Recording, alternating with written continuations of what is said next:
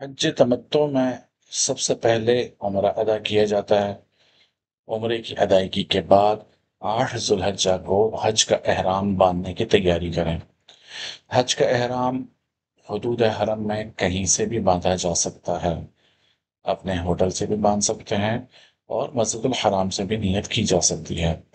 2 چادریں باندھنے کے بعد اب آپ نے نیت اور تلبیہ ادا کرنا ہے۔ نیت اور تلبیہ کے بعد احرام کی پابندیاں شروع ہو جائیں گی۔ 8 ذوالحجہ کو سورج روشن ہو جانے کے بعد منا جانے کی تیاری کریں۔ منا پہنچ کر تمام نمازیں ان کے اوقات میں جماعت کے ساتھ ادا کریں، یعنی ظہر، عصر، مغرب، عشاء اور اگلے دن یعنی 9 ذوالحجہ کی فجر کی نماز۔ تمام نمازیں اپنے اوقات میں جماعت کے ساتھ ادا کریں۔ نماز کے اوقات کے علاوہ آپ قضا نمازیں ادا کریں، ذکر کریں، تلاوت قرآن کریم کریں، اپنی قضا نمازیں ادا کریں، حج کا مذاکرہ کریں ایک دوسرے کے ساتھ، اور اسی طرح کے کاموں میں اپنا وقت صرف کریں۔ 9 ذوالحجہ کی فجر سے 13 ذوالحجہ کی عصر تک تمام مسلمانوں پر ہر نماز کے بعد ایک بار تکبیر تشریق پڑھنا واجب ہے۔ اس کا بھی اہتمام کریں، یعنی اللہ اکبر، لا الہ الا اللہ واللہ اکبر، اللہ اکبر وللہ الحمد، یہ ایک بار پڑھنا ہر نماز کے بعد واجب ہے، 9 ذوالحجہ کی فجر سے 13 ذوالحجہ کی عصر تک۔ 9 ذوالحجہ فجر کی نماز ادا کرنے کے بعد جب سورج خوب روشن ہو جائے، اب آپ عرفات جانے کی تیاری کریں۔ تلبیہ کثرت سے پڑھتے ہوئے زوال سے پہلے پہلے عرفات کے میدان میں داخل ہو جائیں۔ عرفات کے میدان میں پہنچ کر 2 کام کرنے ہیں۔ ایک، ظہر اور عصر کی نماز جماعت کے ساتھ ادا کریں، اور دوسرا وقوف عرفہ۔ وقوف عرفہ یہ حج کا رکن اعظم اور دوسرا بڑا فرض ہے۔ پہلا فرض آپ کا احرام تھا، دوسرا فرض آپ کا وقوف عرفہ۔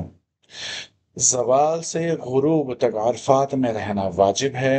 غروب تک اللہ تعالیٰ کو راضی کرتے رہیں، مناتے رہیں، دعائیں مانگیں، گڑ گڑائیں۔ جب سورج غروب ہو جائے، بغیر مغرب کی نماز ادا کیے مزدلفہ جانے کی تیاری کریں۔ جب آپ مزدلفہ پہنچیں گے تو عشاء کا وقت داخل ہو چکا ہوگا۔ عشاء کا وقت داخل ہونے کے بعد سب سے پہلا کام مغرب اور عشاء کی نماز ملا کر پڑھیں۔ طریقہ یہ ہوگا، پہلے اذان کہی جائے گی، پھر اقامت کہی جائے، پھر 3 رکعت مغرب کی جماعت کے ساتھ ادا کریں۔ نماز کے بعد تکبیر تشریق اور تلبیہ پڑھیں، اس کے بعد فوراً عشاء کی نماز جماعت سے ادا کریں۔ ان دونوں نمازوں کے درمیان کوئی سنت اور نفل نہیں پڑھ سکتے۔ عشاء کی نماز مکمل ہونے کے بعد تکبیر تشریق، تلبیہ کی ادائیگی کے بعد اب آپ اپنی بقیہ سنتیں، نوافل اور وطر وغیرہ پڑھ سکتے ہیں۔ دوسرا کام، رات کسی وقت بھی شیطان کو مارنے کے لیے کنکریاں جمع کریں۔ اگر 3 دن آپ نے رمی کرنی ہے تو 49 کنکر، 4 دن رمی کرنی ہے تو 70 کنکر جمع کریں۔ 7-10 کنکر زیادہ جمع کر لیں تاکہ کوئی کنکر گم جائے تو آپ کو پریشانی نہ ہو۔ آپ رات آپ عبادت میں اور کچھ آرام کر کے گزاریں، اور جب صبح ہو جائے، صبح صادق 10 ذوالحجہ کا دن شروع ہو چکا، اب آپ نے اول وقت میں فجر کی نماز ادا کرنی ہے۔ فجر کی نماز جماعت کے ساتھ ادا کریں، تکبیر تشریق اور تلبیہ ادا کریں۔ اس کے بعد طلوع آفتاب تک کا جو وقت ہے یہ وقوف مزدلفہ کا وقت ہے۔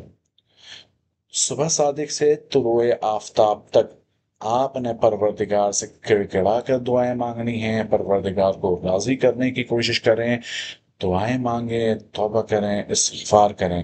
یہ گزرنے والا وقت ہی آپ کا وقوف مزدلفہ ہے اور حج کا واجب ہے۔ طلوع آفتاب کے قریب یا طلوع آفتاب ہونے کے بعد منا جانے کی تیاری کریں۔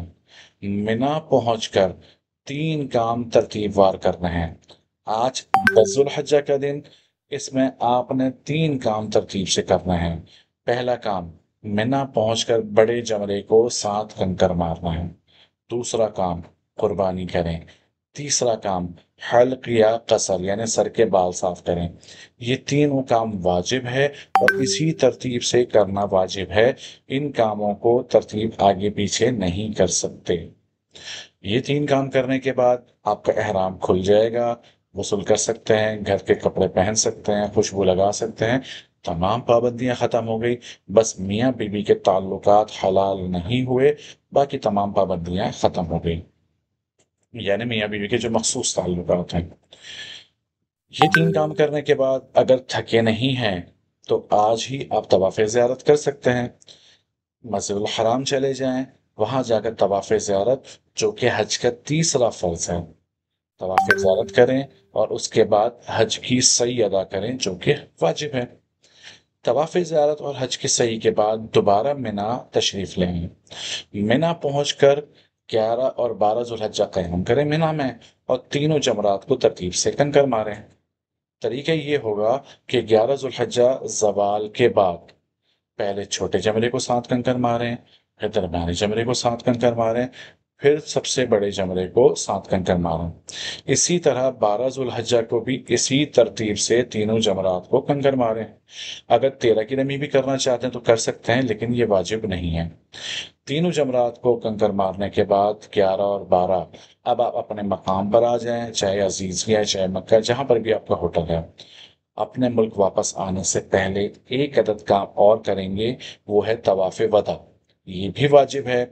طواف وداع عام نفل طواف کی طرح ہوگا، گھر کے کپڑوں میں ہوگا، اس کے بعد سعی بھی نہیں کریں گے، اس میں رمل بھی نہیں ہے، اس میں استباء بھی نہیں ہے، بس 7 چکر ادا کرنے کے بعد 2 رکعت واجب الطواف ادا کریں۔